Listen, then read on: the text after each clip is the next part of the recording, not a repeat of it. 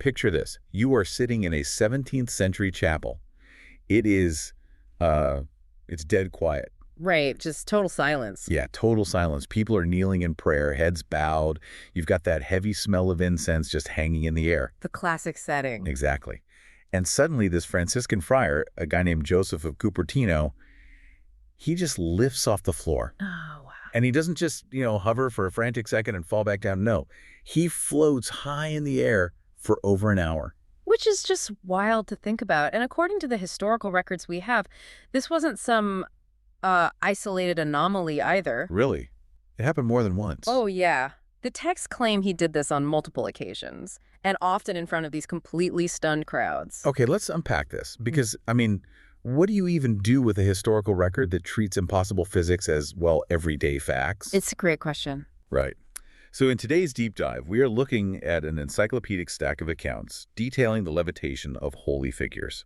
And it's not just one religion. Across almost every major faith, there are these claims of people who could literally defy gravity. Yeah, and context is key here, because for the people actually recording these events back then, someone floating in midair wasn't viewed as, a parlor trick or some mere illusion. It meant something huge. Exactly. It was considered undeniable evidence. It was the ultimate proof of a religion's validity or a specific follower's supreme transcendent holiness. So our mission today is to really tear into that historical record. We're going to explore whether these moments of flight were interpreted as divine power, or maybe signs of demonic possession, or in some cases, brilliant feats of engineering. Right, the illusions. We can get into all of that. We wanted to find out what this universal obsession with leaving the ground tells you about human belief itself. And to really grasp how universal this concept is, we kind of have to look at how different cultures interpret the actual mechanics of a miracle. Okay, what do you mean by mechanics? Well, in Western traditions, a miracle is often something that happens to you. Right. It comes from the outside. Like a gift or an intervention. Exactly. But in Eastern traditions, levitation is rarely framed as a random, uncontrollable event. It is described as the direct result of intense spiritual discipline. So it's treated more as a mastery of the physical form. Yes. The historical texts frame it as a highly earned ability. Take Buddhism, for example. Okay. The accounts of Gautama Buddha describe him crossing a stream by literally walking on the water. Which is a familiar image. Right. But he didn't just walk across the surface. The texts specifically note he levitated over the water with his legs crossed. Wait, like in a full seated position? Yes, levitating in a seated meditation pose. And he did this specifically to convert a Brahmin to Buddhism. Wow.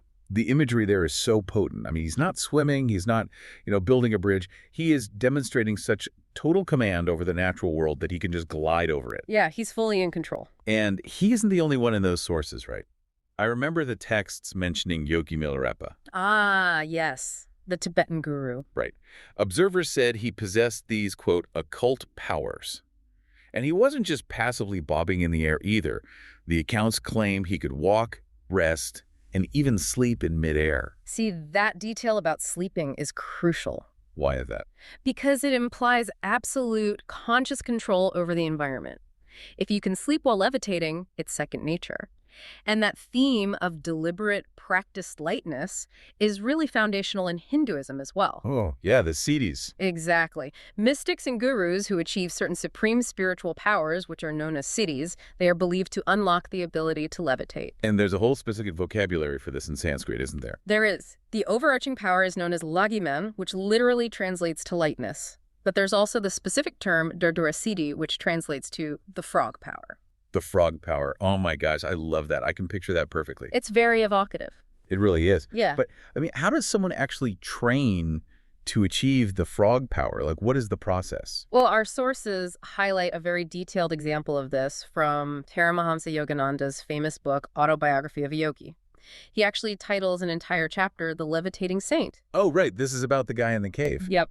He is referring to a figure named Nagendranath Paduri. Paduri retreated to a lonely cave and basically mastered Ashtanga yoga and these various intense breathing techniques that are mentioned in Patanjali's Yoga Sutra. We probably need to pause and explain that because, to a lot of us today, yoga just means stretching in a studio with a mat. A very modern, commercialized view, yeah. Right.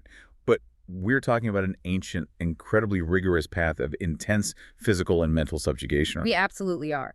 Ashtanga yoga, in this classical context, is about gaining total dominion over your nervous system. Wow. Yogananda wrote that Paduri performed a specific breathing technique called Bhastrika pranayama. Yeah, and the text describes observers feeling like they were in the middle of a literal storm when he did this, because it's a bellows breath. Right, exactly. It's forcefully pumping air in and out of the lungs. Just massive physical exertion. Think about the physiological mechanics of what is happening in that cave. He is forcefully over-oxygenating his brain, which drastically alters the balance of carbon dioxide in his bloodstream. So if you or I did that, what would happen? For an untrained person, doing this would cause severe lightheadedness, or you'd just straight up faint. Right, you'd pass out. But Baduri would push through that chaotic, storm-like physiological stress until he entered a state of what they called ecstatic calm. And that's when it happens. Right. At that point, the texts claim he would levitate. Man, if I'm trying to wrap my head around the biology of this, it's almost like someone intentionally hyperventilating to the absolute extreme. Yes. But instead of losing consciousness, they're channeling that immense chaotic physical energy into profound stillness. That's a great way to put it. But it makes me wonder, does the extreme breath control alter the brain chemistry to create a subjective feeling of weightlessness? Or, is the implication that mastering the physical body literally sheds physical weight? What's fascinating here is how these traditions link physical weight directly to worldly attachment. Oh, interesting. Defying gravity is deeply, deeply connected to defying the material world. When you read about revered Islamic figures like the Prophet Muhammad, or various Sufi saints, or even Gnostic leaders like Mani, who were reputed to fly, Yeah. the flight is framed as a physical manifestation of shedding earthly desires. So you master the body to the point where the heavy material world literally cannot hold you down anymore. Exactly. The world loses its grip on you. Weight is essentially just a metaphor for the burdens of reality. So in the East, floating is the ultimate sign of self-control. You shed the weight of the world by choice. Right. But when we look at Christian cultures, which, historically speaking, often view human pride and self-mastery with a lot of It's suspicion, a entirely different mindset. the dynamic flips entirely. Levitation becomes a total loss of bodily autonomy. The theological framework shifts completely. In Christian accounts, levitation transforms from a mastered physical technique into an uncontrollable byproduct of divine intervention. It happens to them, not by them. Precisely. It becomes about extreme religious rapture. And you see the early foundation of this with water walking, right? The Gospels describe Jesus walking on the water of Lake Galilee. Which sets a massive precedent. Yeah, a powerful precedent for later hagiographers, the historians writing the lives of the saints. Yeah. They report that St. Mary of Egypt walked across the River Jordan and St. Bessarion walked across the Nile. But when we get to the Catholic heavyweights of the Middle Ages and Renaissance, people stop just moving horizontally over water. They start moving vertically. Vertical levitation becomes a frequently documented occurrence. Take Teresa of Avila, a Carmelite nun in the 1500s. She's a huge figure in this. Huge. She claimed to have levitated during a, quote, spiritual visitation. And she wrote about this herself, didn't she? She did. She described it as a state of mystical rapture where she was lifted about 1.5 feet off the ground for nearly an hour. 1.5 feet. Just Yeah. hovering there. Yeah. And then you have Francis of Assisi, the founder of the Franciscan order. Another giant. The records state he was suspended above the earth, often to a height of 3 and often to a height of 4 cubits. Okay, so a cubit is what, like 1.5 feet?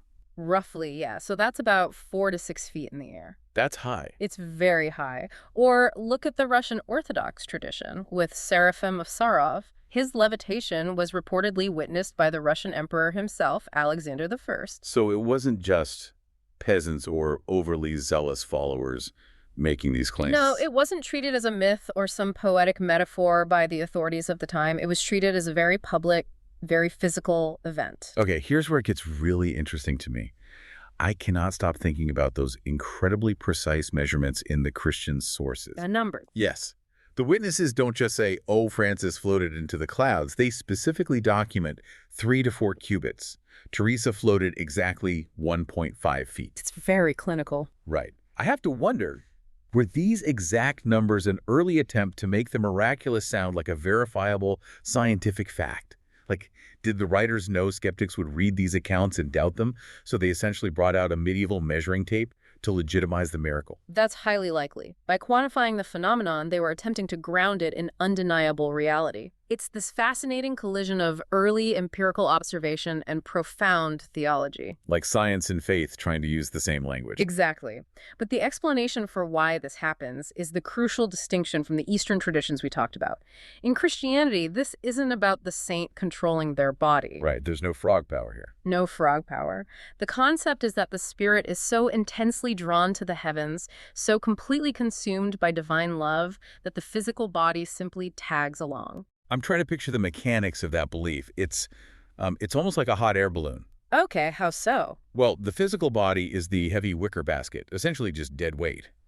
But the soul gets so hot with divine ecstasy that it physically drags the heavy basket of the body upward into the sky. That's a really vivid analogy. The soul is pulling the body, rather than the body releasing the soul. And the sources highlight how intensely the divine supposedly interacts with the physical world in these states.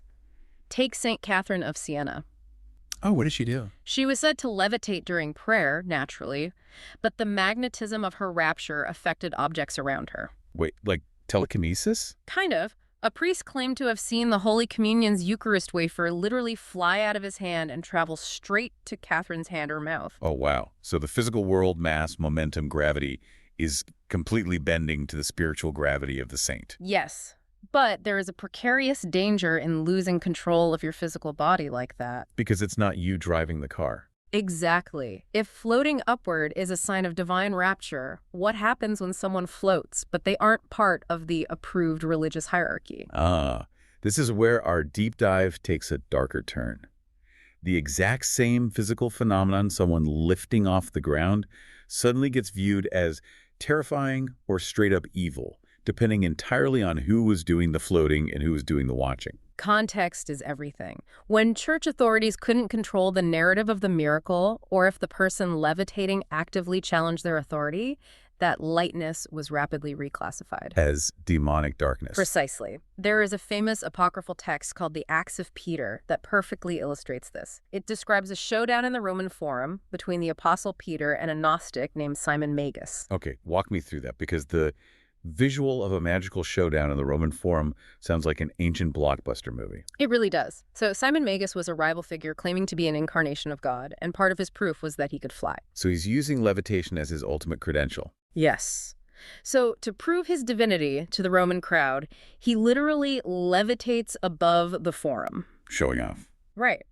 Now, Peter, representing the early Christian church, doesn't try to fly himself to compete. He doesn't do a float off. No float off. Instead, he prays to God to stop Simon's display. And suddenly, Simon loses his flight. He drops from the sky midair, falls to the ground, and breaks his legs in 3 parts. How brutal. And it gets worse. The crowd, who had just been marveling at him, immediately turns on him and stones him to death. Man, it's a brutal narrative. But it sounds entirely like ancient propaganda, doesn't it? Oh, absolutely. I mean, the writers are essentially admitting that rival sects, like the Gnostics, had these magical powers. Yeah. But they are establishing that the Christian God has ultimate jurisdiction over the airspace. That's exactly the function of the story. If you fly without permission, you will be swatted down. And that story carries physical weight even today. Really? How so? The Church of Santa Francesca Romana in Rome claims to be built on the exact spot where this showdown happened. No. Yes. They even claim to have a dented slab of marble that bears the actual imprints of the knees of Peter and Paul from when they fell to the ground to pray against Simon. You're kidding. Knee prints in the marble. Knee prints in the marble. It physically cements the triumph of authorized holy prayer over unauthorized demonic flight. Wow. And this association between unauthorized levitation and demonic forces, it continues for centuries, right? It becomes a diagnostic tool for inquisitors. It does. We see this all the way in 1906 in South Africa. Oh, much more recent. Yes. A young girl named Clara Germana Celli reportedly levitated in a rigid position. And because this effect was apparently only reversed when witnesses applied holy water, they concluded it was definitively caused by demonic possession. And didn't we see similar accounts with Margaret Rule during the Salem witch trials? We did in the 1690s. She reportedly levitated from her bed, which the onlookers attributed to her being harassed by evil forces. Think about the terrifying tightrope walk this creates. especially for women at the time. The sources point out that by the year 1500, theologians and canon lawyers had developed a deep ambivalence toward the powers of female saints. A very dangerous ambivalence. Right, because the image of the female saint and the image of the witch had dangerously blurred in the popular imagination. Both were suspected of flying through the air, but one was engaging in saintly levitation and the other was flying to a witch's Sabbath. So imagine you are a religious woman in the 1500s. You are praying, and you feel a sense of lightness. If you float during prayer and a bishop approves of your theology, you are painted in gold and declared a saint. You're revered. But if you float on a Tuesday night and a skeptical neighbor sees you, you are accused of witchcraft and burned at the stake. It is the exact same physical act, but the interpretation literally means life or death. This raises an important question about how humans categorize the unknown. Levitation was used as a supernatural litmus test, but the graders of that test were heavily biased by their own institutional power. And sometimes, we have to admit, the test was entirely engineered from the ground up. Right. We have to look at the long history of illusion. Right, because you can't talk about levitation without talking about the people who purposefully manufactured it. Exactly. There was a famous case from June 1936 involving an Indian man named Yogi Subbiah Pulavar. Yes, a classic case. The accounts state he levitated horizontally in the air for 4 minutes, several feet above the ground, in front of a crowd of 150 witnesses. In broad daylight. In broad daylight. He appeared to be in a deep trance, lightly resting his hand on top of a stick covered in cloth. And when he finally returned to the ground, his arms and legs were completely locked in rigid positions. So to the crowd, this was an undeniable miracle. Absolutely undeniable. Until you look at the engineering behind it. Yeah. Because the stick he was resting his hand on was actually an iron rod camouflaged by the cloth. And it connected to a hidden cantilevered platform beneath his clothes that supported his entire body weight. It's brilliant engineering. It really is. For those trying to picture it, a cantilever works by anchoring one end of a beam so the other end can hang freely in space. It supports weight without a direct pillar underneath it. So it's a structural illusion, a really clever trick of physics. But consider why 150 people were so primed to believe it. Even today, stage magicians perform variations of this exact cantilever trick on city streets, and crowds still gather in awe. People want to believe it. They do. Whether people were watching a clever arrangement of iron rods in 1936, or reading about St. Francis floating 3 cubits in the air, or visualizing a Buddhist master hovering over a stream, the audience's willingness to believe remains a constant throughout history. So we've covered massive ground today in this deep dive. We really have. We started with Buddhist masters and Hindu yogis achieving ecstatic calm through intense breath control and grueling discipline. Yep, the mastery approach. Then we explored Christian saints, violently swept up into the air by divine rapture, like our hot air balloon metaphor. We've seen unauthorized flight weaponized as proof of demonic possession, and we've seen it engineered as a brilliant iron rod illusion. If we connect this to the bigger picture, the thread tying all of this together is human desire. How so? Well, whether it's achieved through a mastery of pranayama, or an overwhelming influx of divine grace, or even a hidden cantilevered platform, the obsession with levitation points to a universal human urge to transcend our physical limitations. We want to break the rules. We are biologically bound to the earth, but our stories constantly seek a loophole. I think that completely changes how you and I should view the concept of lagaman, that Sanskrit word for lightness we talked about earlier. Oh, definitely. Because maybe lightness isn't just about the physical space between your feet and the floor. Gravity is the literal force that ties you to the dirt. It ties you to the mud, the disease, the physical labor, and the exhausting burdens of simply existing in a physical body. It's heavy. Life is heavy. It is. So maybe all these ancient, widespread stories of levitation aren't really about defying physics at all. Maybe they are ultimately a metaphor for humanity's desperate universal wish to finally let go of all our earthly baggage and just be completely weightlessly free. I love that. The desire to fly is really just the desire to be untethered from everything that weighs you down. Thank you for joining us on this deep dive. Keep looking at the world from new heights, and we'll catch you next time.